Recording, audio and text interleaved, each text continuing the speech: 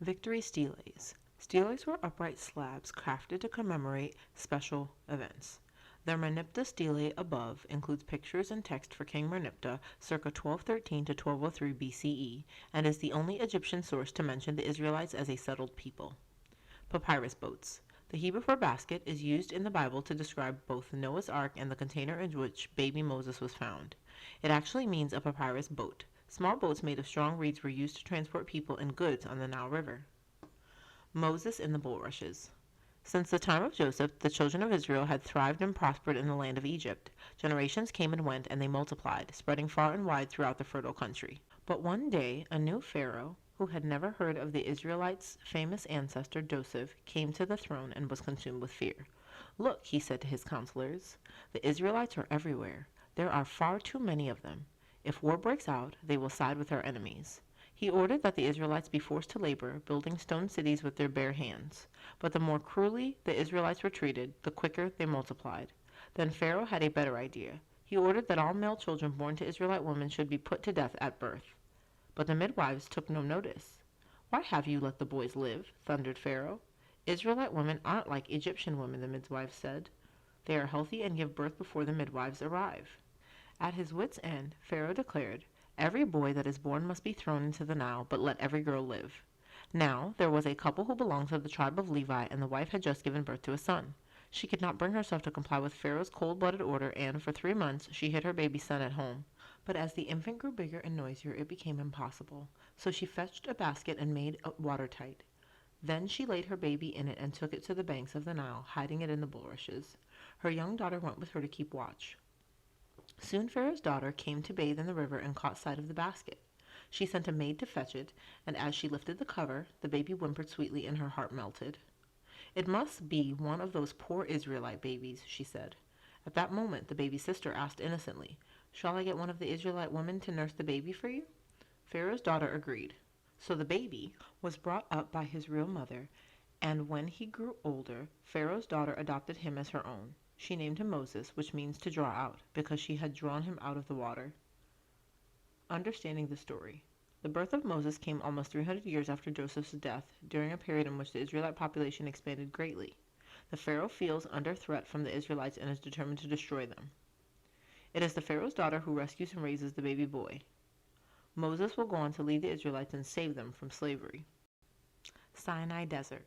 With fine sand, bare rocks, and high plateaus, the Sinai Desert is a spectacular place. Desert conditions are harsh. However, with high daytime temperatures dropping to below freezing at night, despite this, it has been home to Bedouin tribes for thousands of years. Yahweh. God's name, I Am, is spelled with the 4 Hebrew letters YHWH and is known as a tetragrammaton. Yahweh is usually written out as Yahweh and is taken from the Hebrew verb to be. It translates as the one who is always there, which reflects the Lord's eternal presence. Moses is called by God. Moses grew up in Pharaoh's palace and was treated as if he was the son of the princess. But he was a thoughtful young man who never forgot that his birth parents belonged to the Levite tribe of Israel. One day, he went out and saw the Israelite slave gangs dragging huge slabs of stone out of the quarry.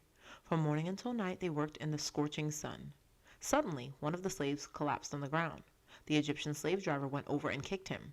When the poor man still did not get up, the slave driver gave him a savage beating. Moses, unable to bear it, rushed over and, glancing around to make sure that no one saw, killed the cruel slave driver. Then, filled with horror at what he had done, he dug a large hole in the sand and buried the body. The next morning, Moses went back and saw 2 Israelites arguing. One of them grabbed the other by the throat. Moses went up and separated them, asking them why they were fighting. "Who are you to judge us?" one replied. "Are you going to kill me just as you murdered that Egyptian yesterday?" Moses was filled with terror. Word would soon spread and everybody would know about his crime. And when the news reached Pharaoh, Moses knew that his own life would be in danger. He gathered a few belongings and left Egypt, fleeing across the Sinai Desert until he reached the land of Midian. He settled there, far from danger. One day, Moses was sitting by a well when 7 young women came to draw water for their flocks. The local shepherds tried to stop them, but Moses came to their rescue and helped them get water. They were grateful and took him to meet their father, who was a priest named Jethro. He welcomed Moses and asked him to stay. In time, Jethro gave his daughter Zipporah to Moses in marriage. Moses helped his father-in-law to look after the sheep. One day, he took the flocks across the desert to graze by the sacred mountain of Sinai. He sat down to rest and started to sleep. Suddenly he sat bolt upright and saw a blazing bush in front of him. Although the flames crackled through the branches, they did not even singe them. Moses crept nearer, and then he heard the Lord's voice coming from the middle of the burning bush. I am the God of your father, the God of Abraham, the God of Isaac, and the God of Jacob. I have seen the misery of my people in Egypt, and I am concerned about their suffering. So I have come down to rescue them from the hands of the Egyptians and bring them to a land of their own, flowing with milk and honey. I am sending you to Pharaoh to bring my people, the Israelites, out of Egypt. Moses was amazed and filled with terror. But how can I do that? He asked. Who am I that I should go to Pharaoh and bring the Israelites out of Egypt?